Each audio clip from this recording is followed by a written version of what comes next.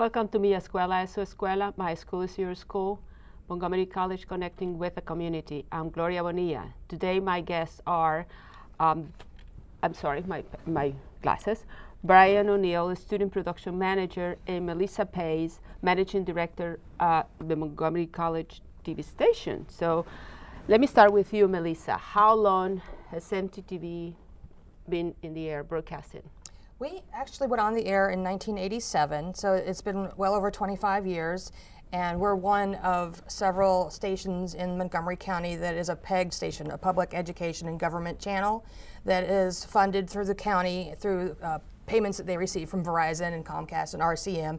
In fact, you might notice it on your bill when you see PEG fees. You know, that few dollars that you're paying as a cable subscriber goes to fund the production capabilities at the county government at various cities such as Rockville and Tacoma Park, also at the MCPS, and there's an access channel in Montgomery Community Media. So we all share our resources and share our efforts to bring programming to Montgomery County citizens, and through the internet we serve them worldwide.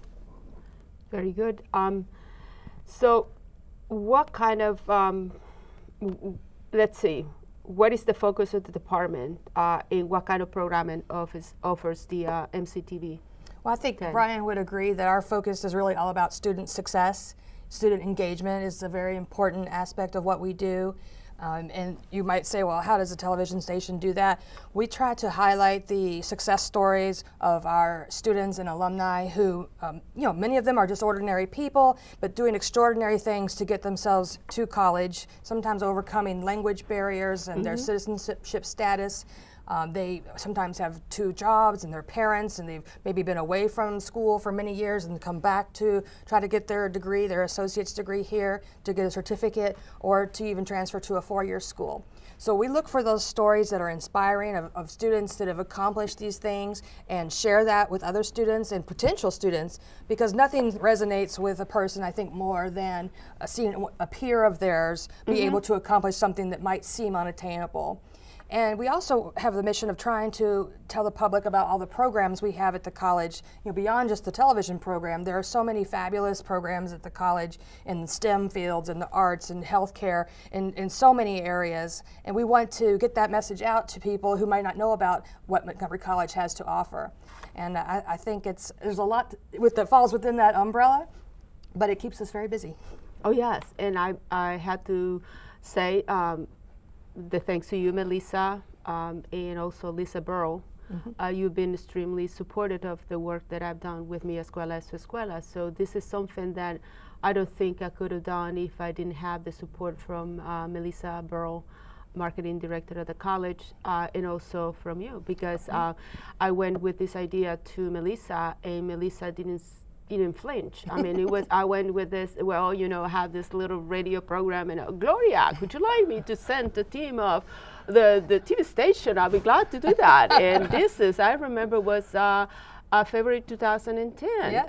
And we haven't stopped since. So well, it's really a large part due to Brian's students, being able to provide support to our staff who routinely go and tape your show and create the production here in the studio. We have students working in camera, students working in the control room, and of course led by our professionals, so they actually get that hands-on television experience that they can put on their resume reel and say, well, I helped produce or direct or record 20 episodes of Mi Escuela es Su Escuela, and wow, that's impressive. That's impressive for someone who's looking to hire an individual right out of college to say, I've got all these different things that I've got on my reel. And Brian can probably elaborate about that. Yes. Well, I think the whole MTV internship program, first of all, we should understand it's paid, which is quite unusual. Most internships are not. Yes. And the whole process starts with an application and an interview, and I think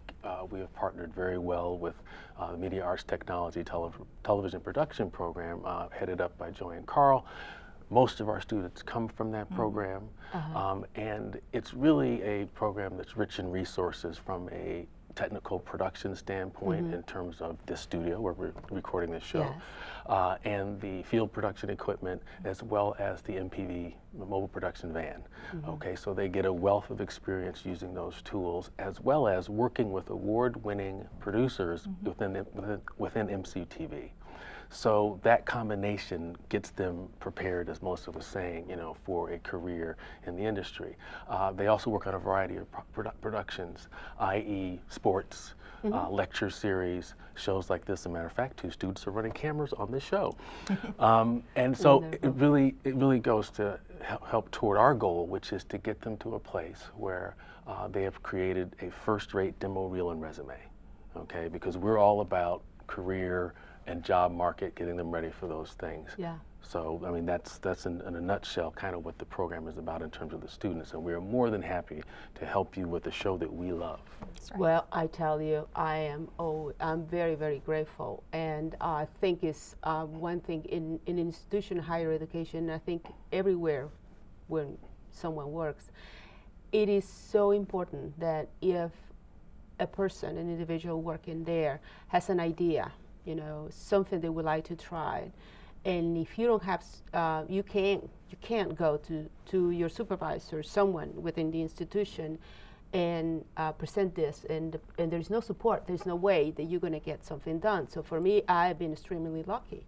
And I always say this when I'm in the public and in the community, and I said, when people call me, I said, you know, oh, thank you for what you're doing with the college with reference to Mi Escuela es Su Escuela.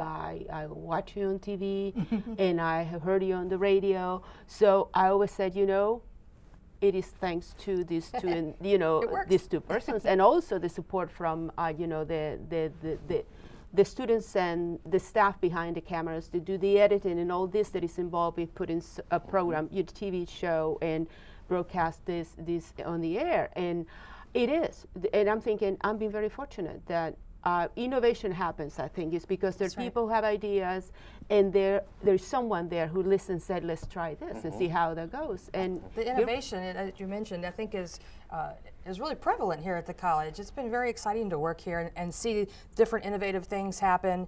And just the fact that the college realized that they need an office of community engagement, you know, rather than just letting, you know, different departments do their engagement with the community as in the way they see fit, to have this directive where we're going to seek out best ways to reach underserved populations. You know, if it's people who are not native English speakers, or if it's, you know, the veteran population or immigrant population, and whatever it is, we can work to tailor our messages better to serve those people. And it's very exciting to be feeling like we're on the forefront of this new adventure, and I'm looking forward to seeing much more programming in Spanish coming soon. Thank you so very much. I always call the college, and sometimes when I'm in the community and giving presentations, talking to parents and as well as students. Sometimes I'm invited to career days, you know, to talk to students at elementary schools. I love them because the students are so, you know, you can see they see the future, and they're hopeful. They're very and they're extremely they're innocent, and they tell you. You ask a question, and they just respond. You know they're telling you the truth, right? Yes.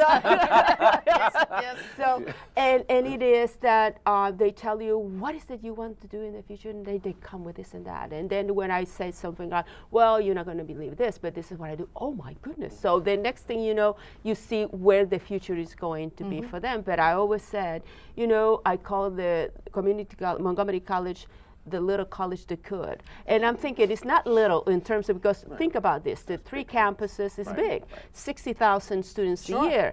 And I'm thinking, you know, I said, you never know what you can do unless you ask.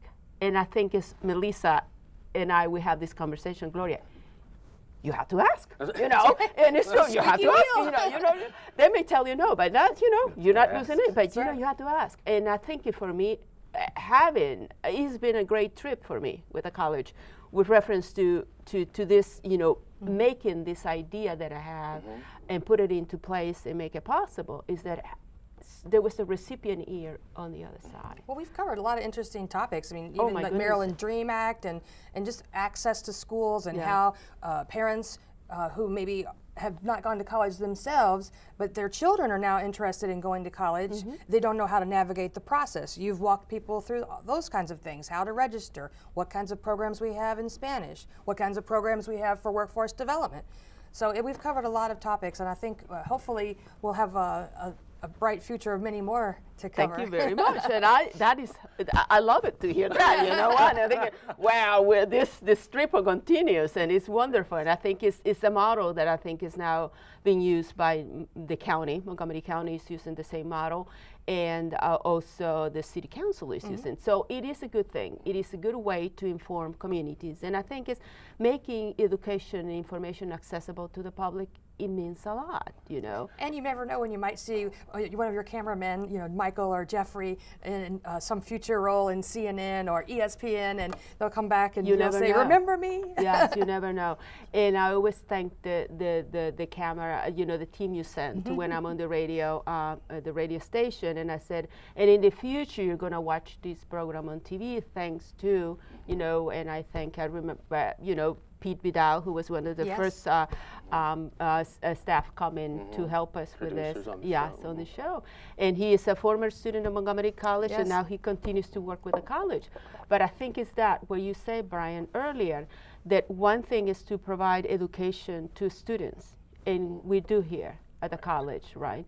But the other piece is make sure that they have the experience, because you may have a resume that says, I finished all these degrees, and the employer is going to ask you, what practical experience? Right. What hands-on? Do you, yes, and I think it's providing that, the practicum, I think it makes a big difference. Well, Brian has really taken the student production role for leading the whole student effort to another level with you know, looking at how you train, what are the things they need to learn, in what order to make them successful. And there's a lot that goes into setting up a camera out in the field, you know, the lighting, the audio. And then when you bring it back, what do you do with it? You know, how do you manage your media? How do you edit it? And nowadays, you know, editing programs are prolific and everybody has a Mac or an iPhone, you can record video, but how do you take it to the level that it could be professional? And how do you get your foot in the door in some of these places where our students now working, like University of Maryland Sports and the Washington Nationals and the CW, and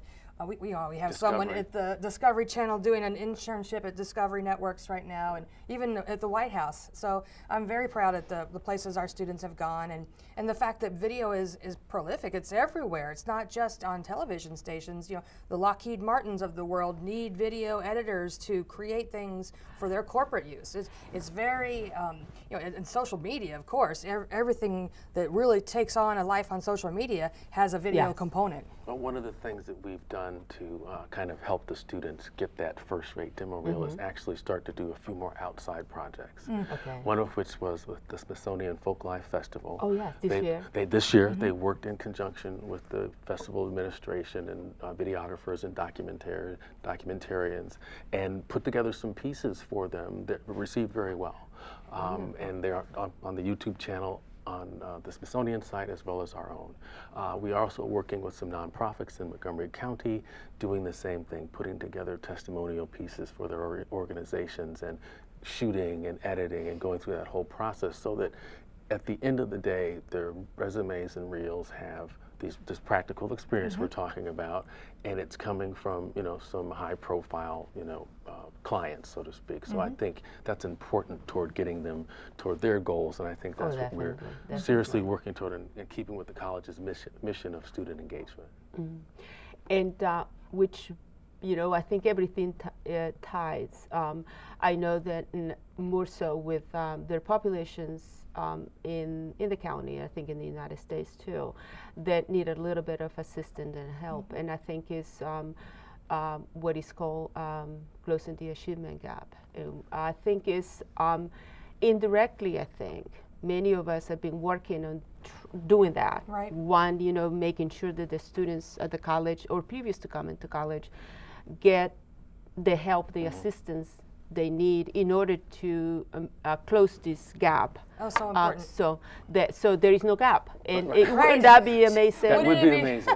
Wouldn't that be amazing if in our lifetime, you know, not in the very, very not distant future, we were able to see, well, the gap is gone, and we can talk about, do you remember that when there would be was a great. gap? There was a gap, right. Yeah. You know, there is no gap, and I'm thinking, beautiful. You know, and you ask, what can I do to close the achievement gap as a manager of a television operation? You know, what can Brian do? But the answers are really interesting. We have very creative professors at the college, and they have taken, you know, parts of our services to make engaging components for classroom use. You know, there's professors who have asked us to record the lecture part of their class on a particular for a particular day or a particular assignment, and it asks the students to watch that via YouTube on a link, you know, before they come to class, so that while they're in the classroom together, they can actually ask questions and work out solutions to problems. This is especially helpful with math. Math can be one of the biggest barriers to finishing a degree, and to that end, it's also one of the biggest, I think, fears that students have about coming to college is, oh, math, you know. If they can review some of these materials beforehand and then have time with their professor in an extremely small classroom setting, usually about 20 or so students per class, they get that one-on-one time that you just don't get at a university. A large No, at a large yeah. institution. And so we have that attention, and we provided that one aspect of that material that can be reviewed over and over again, especially if you don't speak English as your native language.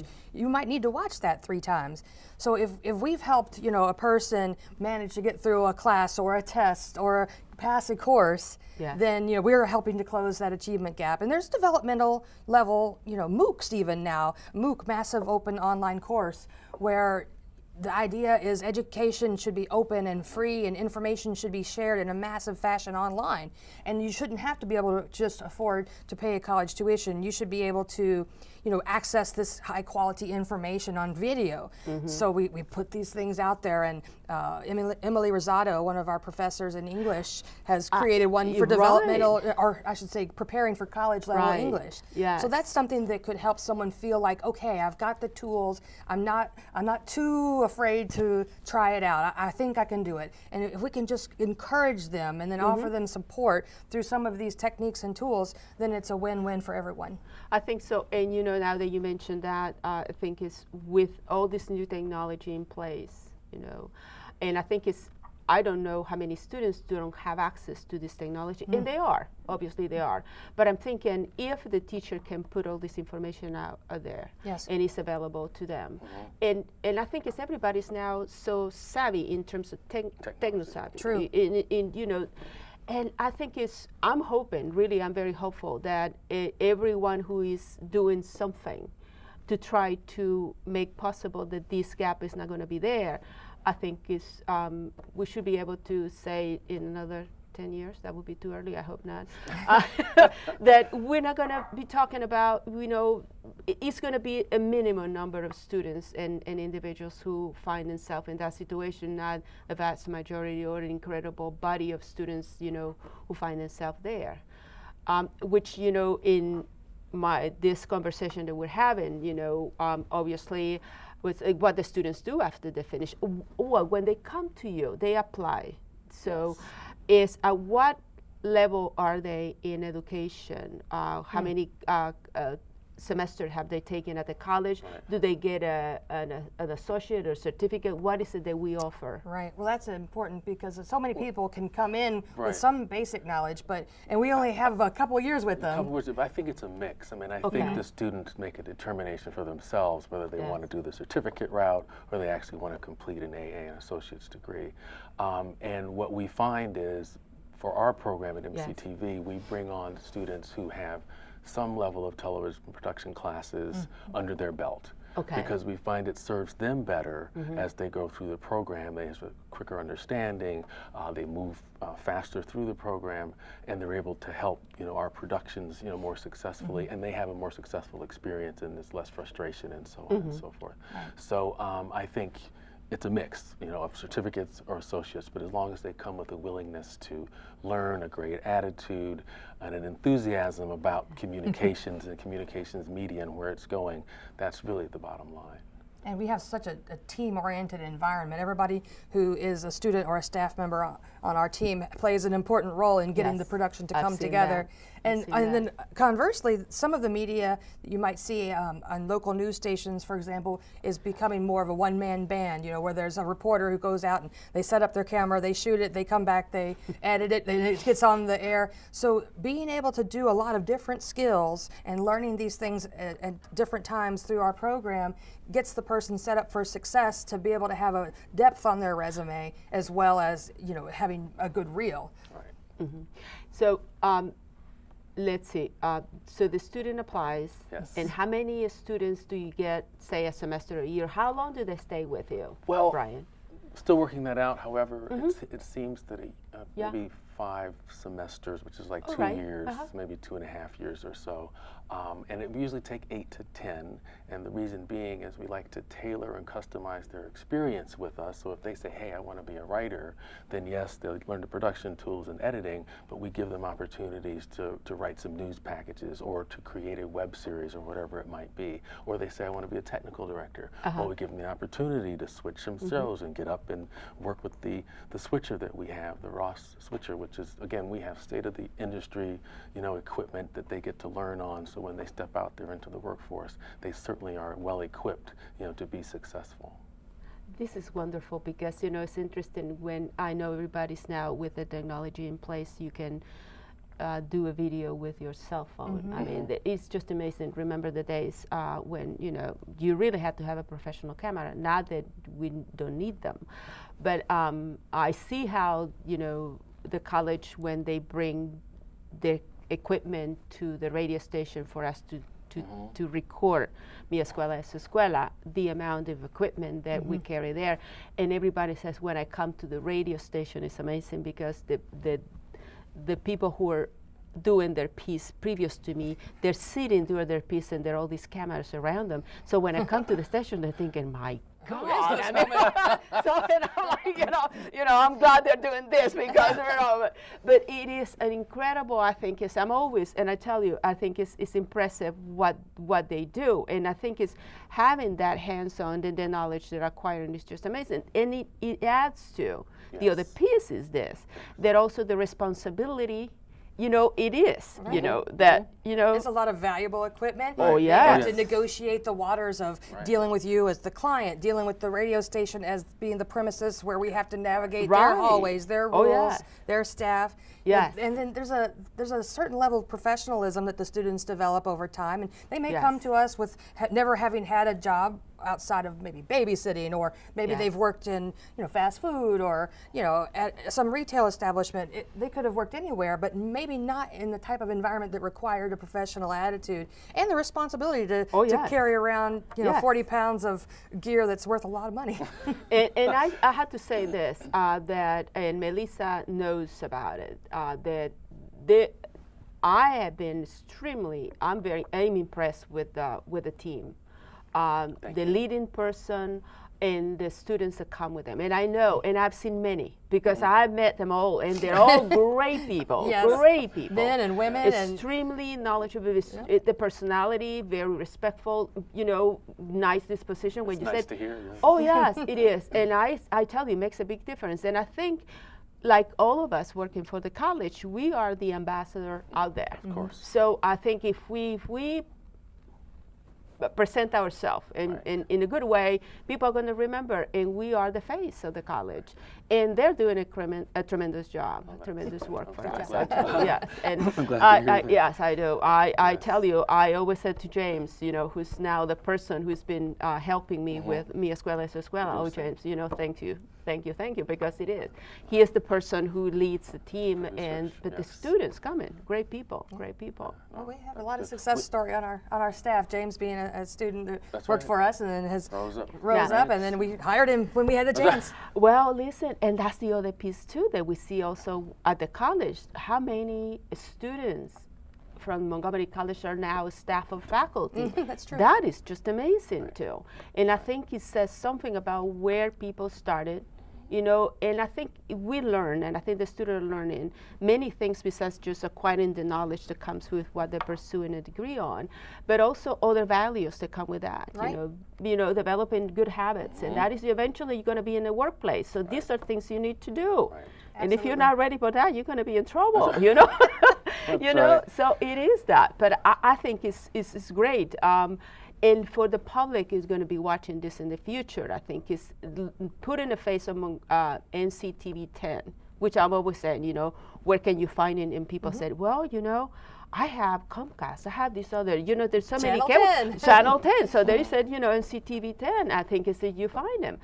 They will see the face of, you know, they see us, you know, the ones they're facing the camera, but they don't get to see the people in front. And I told Pete eventually, you have to come and talk to the public because Should have been here He today. was on the ground. he Yeah, the was, ground but level. also, you know, there are going to be Yes. opportunities. But I think he's on leave. I Yeah, think, he's on so leave. it's on leave. But I think it's for the public to see, and there may be, you know, parents watching this in the future, and these children they're probably talking about, you know, I would like to work on TV. I would like to be a journalist or something. I Yes. remember a good friend of mine many years ago, Barbara, and her son Nick. One day we're having a gathering, and Nick says to his mother, "You know what I want to be when I'm big, when I'm older, or when I'm big." And then he said, "I want to be Tom Brokaw." So we're there sitting. It was interesting because we were sitting there, you know, having, you know, a meal. I think it was an invitation to their home, and then there come Nick and said, "Mommy, I think I know what I want to be when I'm old, when I grow up. I want to be Tom Brokaw." And I think, where did he get this? So I think as a parent who watched, and he thought, "I need to be in broadcasting, An or anchor, something, right. an That's funny. anchor, something." But he thought, "This is fantastic." You know, our students do get to try out to be an anchor if they take a class called Advanced Broadcast Journalism, which is one of the sort of the capstone classes of the television program, where in the spring semester, after some previous training in the fall, they'll do a live newscast on Fridays here in our studio, and they will have practiced and rehearsed and shot packages and done editing and created graphics lists and done all the work that's required to do a newscast. And then they pull it off, and they rehearse a few times in the morning on Fridays, and then they pull it off, and it's live at noon in the spring semester. And you know, the first few sometimes are a little rocky, and then they get better and better, but then they get a chance to really see what it would be like to be a Tom Brokaw, or you know, maybe they'll go out and do a sports shoot with us, and they can see what it's like to, you know, call a game, to be a color announcer or a commentator or play-by-play, to actually run the camera. My favorite is sitting underneath the basketball hoop, and you know, the little chairs wheeling around and get those basketballs as they're being dunked right above your head. You know, those guys are pretty brave. But we have a lot of positions for the men and the women that take these courses, and I think a lot of opportunity to network within what's sort of a small family of Washington area broadcasters. I mean, there's a lot of opportunity in this area, much more so than a lot of other places, and so it's a great way to kind of get the foot in the door in an industry that can be hard to knock on that door sometimes. Very much so. Oh, great. I think this is going to give, provide, I think, ideas as to what is the future for anyone who wants to study for television and videos. I mean, it's there, it's everywhere. I mean, I think we all watch TV, you know, in different forms. So I think the future is there for this, for the program. I think so too. It's not just television. People talk about cord cutters. You know, people who are no longer subscribing to cable because they don't want that bill. But they will watch video content in other manners. You know, like we have a YouTube channel. You know, it's youtube.com/Montgomery College, and you can watch almost everything we create on that channel as well. So even though we're fundamentally a cable television operation, we're trying to put that content in places where students might see it. You know, we've started an Instagram for the college. There's an MCTV Facebook page. We're working on a web series with one of Brian's students now, so that it can have something that really talks to the peer-to-peer contacts. And you know, my children don't watch television the way I used to. They watch it on their smartphone. So you know, we're trying to think about how are we going to do mobile programming, and how are we going to use social media to advance knowledge about these programs and the offerings. Wonderful. So this is, I really thank you for you joining me today. And I know you have a busy schedule, but I'm glad that you could Pleasure. find the time in your busy schedule and come and join me. Thank you so much. Melissa is wonderful. And thank you so much, Brian. The two of you are extremely helpful to what I'm doing with Mi Escuela es Escuela on TV and the radio. I appreciate that very much. You're one of our So, favorite clients. Listen, thank you so right. thank you so very much.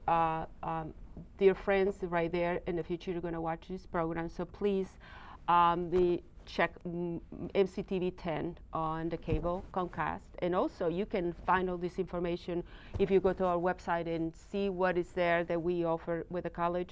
Google, do a Google search, and then go to YouTube. So it's been a pleasure to do this with you today. I'm Gloria Bonilla. See you until next time. So thank you so much for tuning in. Bye.